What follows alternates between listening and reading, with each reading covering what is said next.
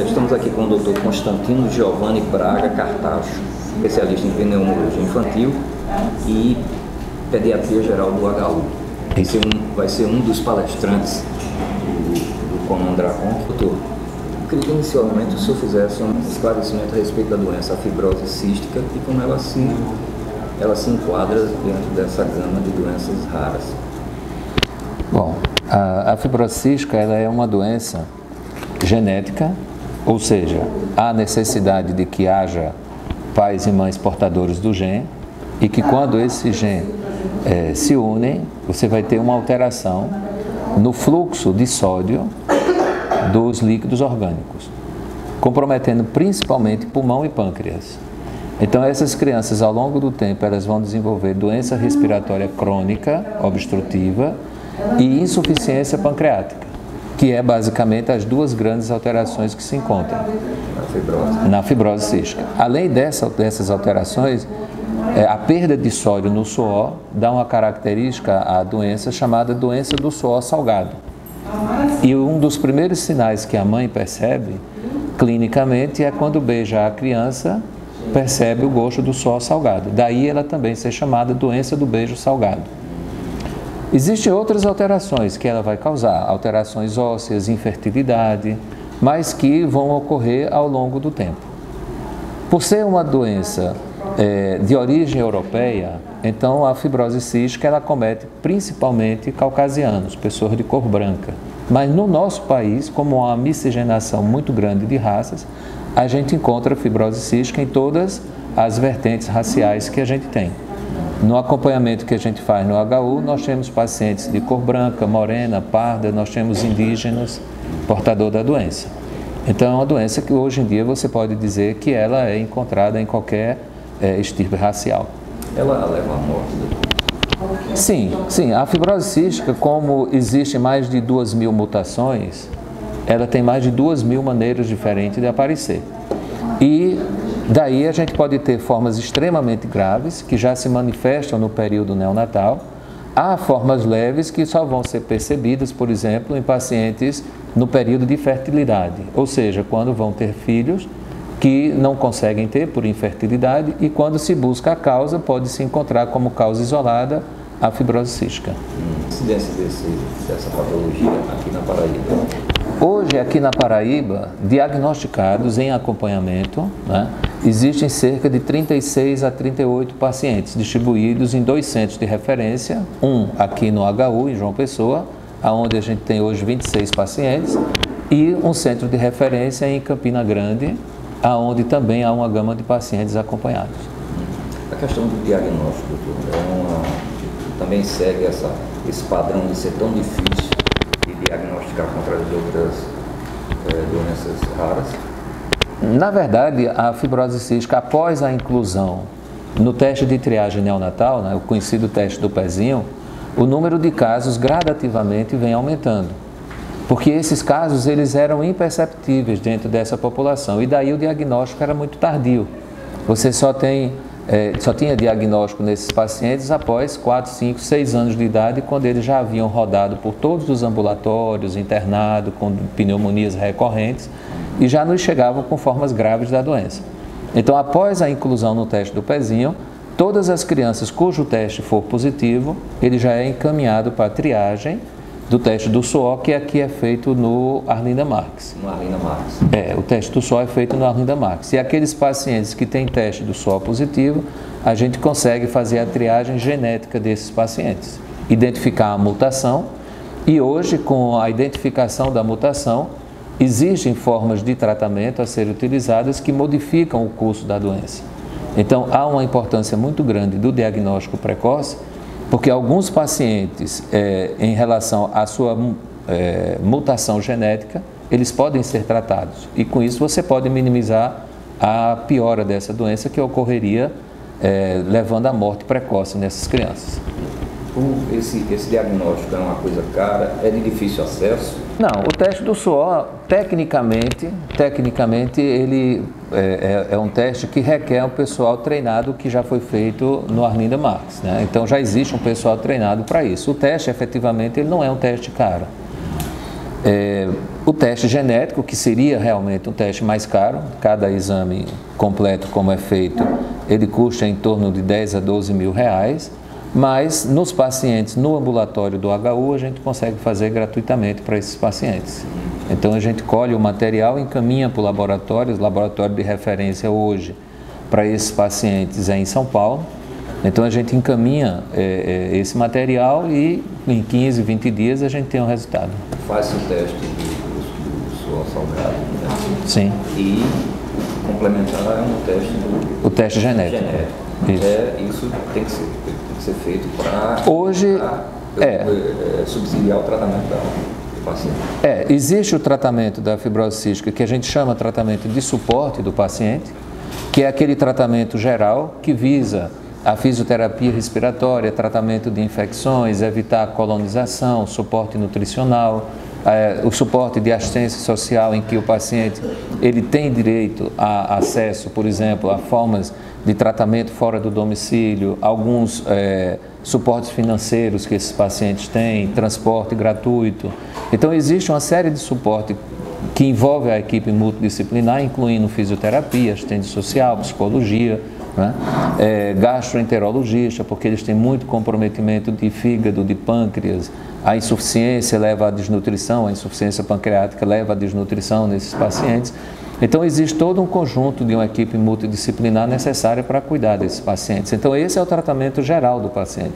Mas o tratamento que modifica o curso da doença é baseado na genética desse paciente, na identificação da mutação. Eu diria que essa parte cara do tratamento...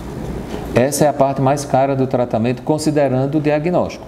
Porque como são pacientes que vão demandar um tratamento ao longo da vida, chega um determinado tempo em que esses pacientes se tornam caros para o serviço de saúde. A demanda de medicação, de internação, antibióticos e etc., torna esses pacientes caros. E as próprias medicações utilizadas, a depender da genética desse paciente, também tem um custo elevado. O serviço público garante essa parte do tratamento todo? No Ministério da Saúde existe um protocolo de tratamento de fibrose cística que dá acesso a 3 medicações atualmente. Um antibiótico inalatório, o mucolítico, que esses pacientes precisam, e o suporte de substituição enzimática que esses pacientes vão precisar por conta da insuficiência pancreática. Atualmente está se tentando a inclusão dentro desse protocolo do Ministério das medicações que mudam o curso da doença, ou seja, que atuam na proteína que efetivamente causa a doença.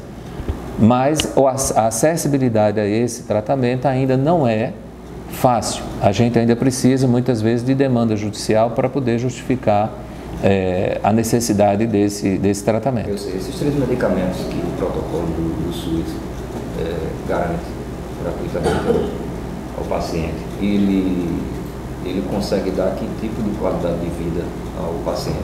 Dependendo da forma clínica da doença, a gente consegue uma qualidade de vida muito boa para esses pacientes. Então, se a gente for considerar a necessidade básica desse paciente, essas medicações suprem essas necessidades. E a partir daí, a depender da forma clínica, a depender da gravidade desse paciente e a depender da sua forma genética, a gente pode demandar outros tratamentos. Além desse tratamento básico, que é garantido pelo governo federal e via governo estadual, existem, por exemplo, o suporte nutricional, que são os suplementos alimentares e os polivitamínicos, que numa demanda que nós conseguimos, eles devem ser fornecidos pela prefeitura. Então a acessibilidade desses pacientes ao tratamento, ela já existe. O que a gente precisa é o diagnóstico precoce desses pacientes e uma equipe multidisciplinar bem organizada para dar o suporte ao longo da vida dessas crianças.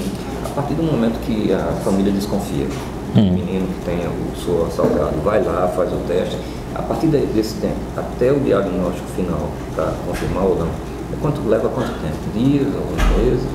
Depende, porque uma vez que esse paciente nos chega com a suspeita de fibrose cística, o primeiro passo é a confirmação da doença. A confirmação da doença é feita pela dosagem de cloro no suor, que é o teste do suor que a gente chama e que é feito no Arlinda Marques. Então, há uma disponibilidade muito boa e uma acessibilidade muito boa desses pacientes ao teste. São feitos 2 testes para que a gente possa ter uma maior proximidade de certeza do diagnóstico e, uma vez que esses testes deem positivos, a gente já encaminha o paciente para o início do tratamento, enquanto se solicita o teste genético. Isso leva quanto tempo? Em torno de 7 a 10 dias. Quer dizer, é rápido. É rápido. Doutor, eu queria agora passar para a parte do Conandracon. Isso vai coordenar um grupo de alunos que vai levar alguns estudos para apresentarem lá no congresso. O senhor poderia nos dizer que temas seriam abordados lá? Como o nosso foco dentro do congresso é a fibrose cística, então nós temos alguns trabalhos feitos nessa área de fibrose cística. Atualmente nós estamos com um aluno de mestrado, nós estamos com um aluno de doutorado e já publicamos um trabalho de um aluno de mestrado também. Então, esses nossos alunos, eles vão apresentar parcialmente os resultados que eles já têm. E, por outro lado, alguns trabalhos de característica desses pacientes. Quantos pacientes nós temos? Dentre esses pacientes, qual a característica de sexo, idade de diagnóstico, colonização. Do que vocês atendem aqui no HU. Isso, exatamente. Para que possa se levar ao conhecimento quais são esses pacientes. A gente sabe que existe muito mais. A nossa prevalência hoje na Paraíba, ela não é uma prevalência real, porque a gente sabe que tem muito paciente que, por N fatores e pela multiplicidade de forma clínica da doença, ainda estão rodando pelo serviço de saúde do Estado, né? Sem ter o diagnóstico. Sem ter o diagnóstico. Tem alguma coisa específica a respeito de algum caso que a gente possa explorar aqui como ilustração para a reportagem? Nós temos, por exemplo, um caso que é assim, particularmente muito diferenciado, que é uma mãe que tem 2 casamentos, cada casamento tem um marido diferente, obviamente, e ela tem 2 filhos, um do primeiro e um do segundo casamento, e os 2 têm fibrose cística. Então, é muito difícil você encontrar isso na literatura. Porque são 2 crianças de pais diferentes, somente a mesma mãe, e um tem o teste do suor normal. Apenas 3% dos pacientes, ou menos que isso, né, falando de uma forma geral, 3% dos pacientes tem o teste do suor normal e tem a fibrose cística. Então, é um caso muito diferente daquilo que a literatura refere. E um desses meninos, ele tem uma forma genética que a gente já sabe que vai gerar infertilidade no futuro. Qual a idade dele hoje? Atualmente ele está com 14 anos. O primeiro caso, a primeira pergunta em relação ao outro menino é: o menino tem uma forma que não se apresenta no suor. Isso. Né? E diante disso o diagnóstico complica. Mas o diagnóstico da fibrose cística, ela tem critérios clínicos e laboratoriais. Então a gente tem todos os critérios clínicos preenchidos. Ele responde muito bem à terapêutica que é utilizada normalmente, e ele tem um teste genético positivo. Então ele cai naquele grupo que a gente chama de eventos raros, né, em que você tem o principal exame é negativo. E esse jovem, ele tem 25 anos de idade e ele trabalha normalmente, ele tem uma vida normal, né, no dia a dia, na rotina dele. Inclusive ele tocava numa banda, né? É skatista, ou seja, é um paciente que tem uma vida absolutamente normal. Por outro lado, nós temos outra paciente que no meio do ano passado foi submetida a um transplante pulmonar no Rio Grande do Sul. E para nossa felicidade, semana passada ela esteve aqui em João Pessoa, né, bem, e retornou ao Rio Grande do Sul para fazer os controles, né? Agora após o carnaval ela retornou. Então, são formas variadas da doença aparecer, em termos de gravidade, em termos de evolução. É uma doença que a gente nunca prevê como ela vai se comportar no futuro. Em relação à importância da divulgação, né, a gente tem batido nessa tecla em todas as entrevistas, por ser um tema ainda muito pouco debatido, né, a doença rara em si, as doenças raras. Como o senhor analisa a importância e a efetividade de um congresso desse tipo sendo realizado em João Pessoa? Esse congresso ele tem algumas particularidades. Primeiro, ele é o primeiro congresso multidisciplinar a ser realizado no Brasil visando a doença rara, as doenças raras. E as doenças raras, por serem raras, obviamente, elas são pensadas após coisas mais comuns. Então, você não vai pensar, num primeiro momento, que o paciente com uma pneumonia, que tem uma internação, já tem fibrose cística. Mas a gente precisa alertar a todos os profissionais de saúde de que um paciente que repete quadros pulmonares, seja de infecção, de sibilância, ou pacientes que têm diarreia de difícil controle, ou pacientes que desidratam com facilidade, crianças que no período neonatal são submetidas a cirurgias, por exemplo, do trato digestivo por obstrução intestinal. Então a gente precisa chamar a atenção para que se pense também, dentre as possibilidades diagnósticas, se pense precocemente na possibilidade da fibrose cística. E o outro fator que é importante também nesse congresso é que a gente alerte para a possibilidade de fluxo de atendimento. Muitas vezes o paciente tem um teste do pezinho alterado, por exemplo, e ele fica rodando na rede de saúde sem ter um direcionamento para os cuidados necessários a ele. Então, o que a gente quer chamar a atenção é para a necessidade de que se pense precocemente nessas doenças, que se conheça o fluxo de atendimento desses pacientes para centros de referência e que esses pacientes sejam precocemente tratados. A maioria das doenças raras, elas têm como ter um tratamento que seja um tratamento voltado para a causa da doença ou que seja um tratamento de suporte visando melhoria da qualidade de vida, não só da criança, mas também dos familiares. Perfeito. Eu quero encerrar com uma questão. O senhor é presidente da Comissão Científica do Congresso. Sim. Como o senhor analisaria o conteúdo que a gente pode esperar desse Congresso? O senhor já tem uma amostra, mais ou menos, do que vai ser o Conandracon em relação a esse conteúdo científico? Eu acho que o conteúdo científico que está sendo proposto para o Congresso e que vai ser efetivado durante o Congresso, ele, além de ter uma amplitude significativa, né, ele está contando com profissionais que têm grande experiência na área e também nós estamos trazendo alguns pacientes que vão relatar a sua experiência pessoal na vivência da doença. Então, você se sentir doente é diferente de você estar doente. A gente tem pacientes que, apesar de serem portadores de uma doença que é crônica, ou seja, de estarem cronicamente doentes, eles não vivenciam a sua patologia como uma doença. Eles têm uma vida absolutamente normal.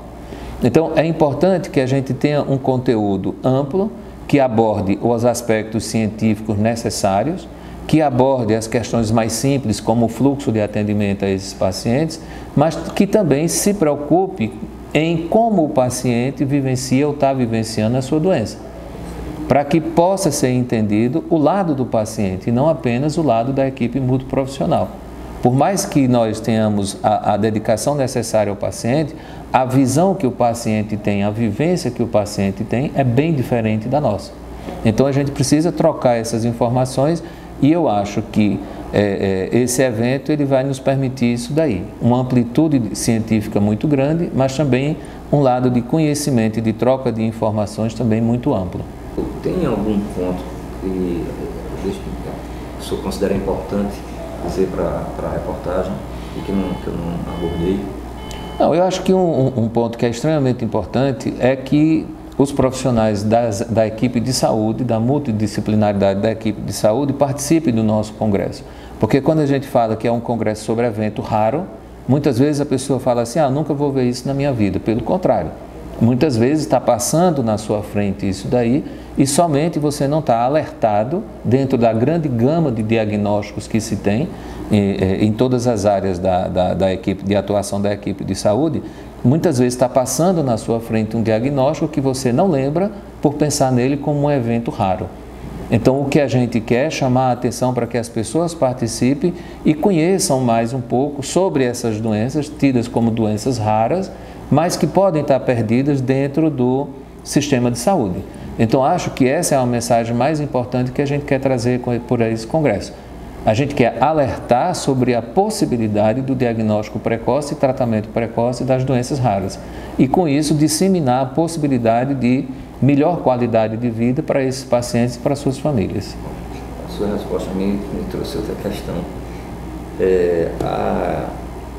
Há desinteresse do profissional médico, do sistema médico como todo. Eu digo aí o profissional que está faz parte do sistema, está recebendo os pacientes e tentando diagnosticar a doença, enfim. Há desinteresse de ter um conhecimento melhor, mais apurado da doença rara? Não, eu não diria desinteresse. Né? Não diria desinteresse. Nós temos 3 problemas importantes aí. Primeiro, um diagnóstico parte daquilo que é mais simples, daquilo que é mais comum, daquilo que ocorre mais no dia a dia. Então, o primeiro ponto é esse. O profissional, muitas vezes, ele está voltado para aquilo que é o dia a dia dele.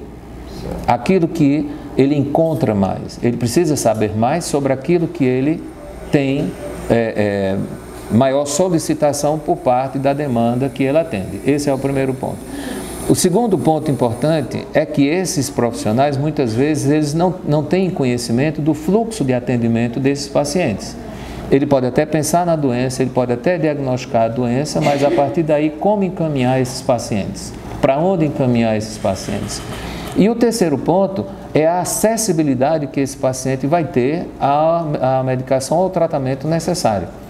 Então, muitas vezes o profissional ele está perdido dentro dessa rede, porque ele não sabe como lidar com aquele paciente. E aí a gente começa a ter pacientes que chegam tardiamente aos serviços de referência. Então, não há desinteresse. O que há, na verdade, é a necessidade de mais informação. Com mais informação, você pode dominar melhor a possibilidade do diagnóstico precoce desses pacientes.